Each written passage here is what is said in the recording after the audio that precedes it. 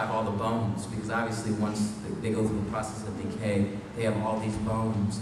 And so there's this whole, and interestingly enough, the University of Tennessee Knoxville has a huge football team, college football team. 110,000 people come and see their games. Underneath the stadium, there's a whole room full of bones. And they're all archived, you know, sequentially. And they pull them out of a box. They're all in a box. They're not laying out like bodies. They're in a box. So the box, they're not that big. They just pull the box out and they start pulling out. This is the ham bone.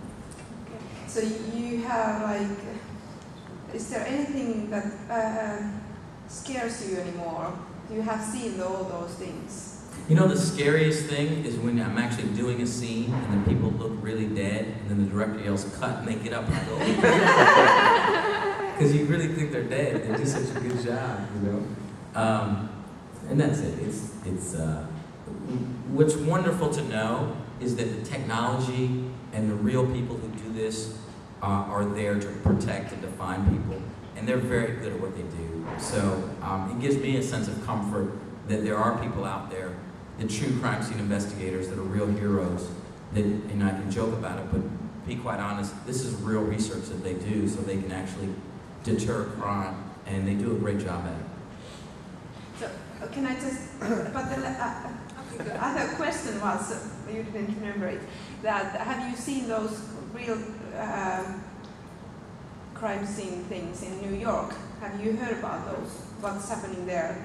Well, all the time. I mean, you hear about, part of what we do on the show is that we take real stories and kind of change the facts. Because it's, you know, sometimes it's easier to look at real life and then sort of manipulate the facts so they're not exactly the same. But that's what we do. I mean, if you go into our writer's office, there are New York City papers all over looking at the crime pages and what's going on. In fact, there was a reversal. Real life imitated art. We did an episode where if you don't have a search warrant, you can't compel someone to give up their DNA or let you swab it. They have to agree to it. But if you have their DNA normally or naturally, you can run it. And we wrote a scene where we had a perp in there. He wouldn't let us swab his DNA. And we said, "Are you thirsty? Do you want a Coke?" And he says, "Yes." And we give him a Coke, and he drinks from it. And once he leaves the can. We could get his DNA off of the can. And we did that in an episode, and then New York City Police did that 6 months later in real life. So they got an idea from us. That's great. Thanks. Hi. Hi. I'm Bertrand from France.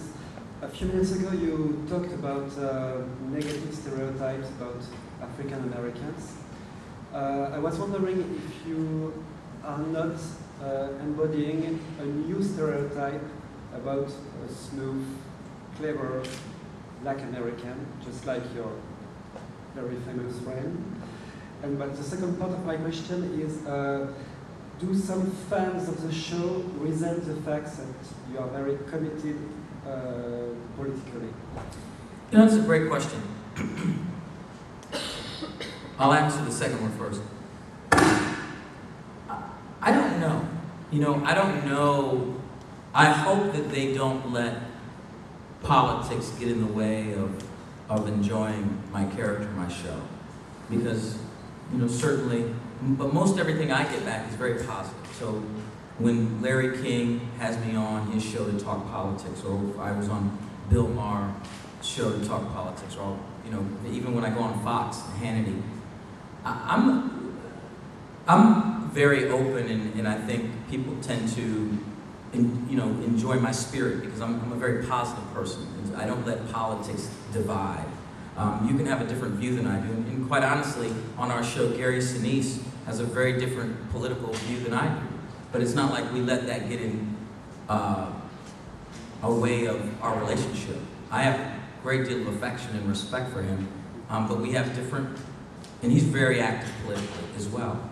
So I would hope that everyone sees past politics and enjoys entertainment, and also knows that I would rather have someone be engaged and involved politically, because that means they actually care about their community, they care about their country, and they're actually volunteering and working, whether they agree with my politics or not, because that's where we get to the best result. That's what democracy is. To me, what the potential of America is so amazing, because it's a participatory democracy, but it only works if all of us participate. And that doesn't mean all of us have to agree. We all just have to participate. And we'll end up with the best result when everyone participates. So hopefully people who enjoy the show enjoy that. Most of the stuff I hear back is positive, but I figure if someone had something negative to say, they probably would, email me. And at the end of the day, I really am committed to improving my country and improving people who are disadvantaged and helping their lives. And I think people see that. I mean, I travel all over the country. I do speeches all over the country, motivational speeches to underprivileged kids and young people. And so I think people know my heart, and they see my heart. And whether they agree with me politically or not doesn't matter.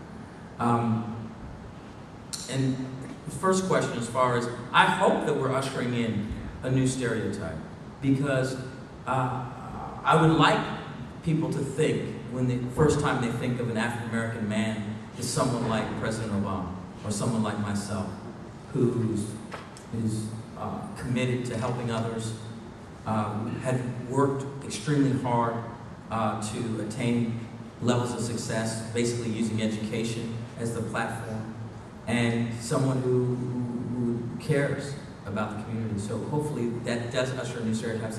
And we'll see that if we start seeing representations of that, more representations of that in film, in television, and in theater. Okay. Back to the state-of-the-art machinery that you use in the series. Aren't you afraid at all that the shows give a bit of wrong picture of the police work? Because not everyone has state-of-the-art security cameras, and if you wait and take a freeze frame, you can't take a fingerprint out of that. Yes. There's no question that there's been what they call in the U.S. now a CSI effect on jury trials.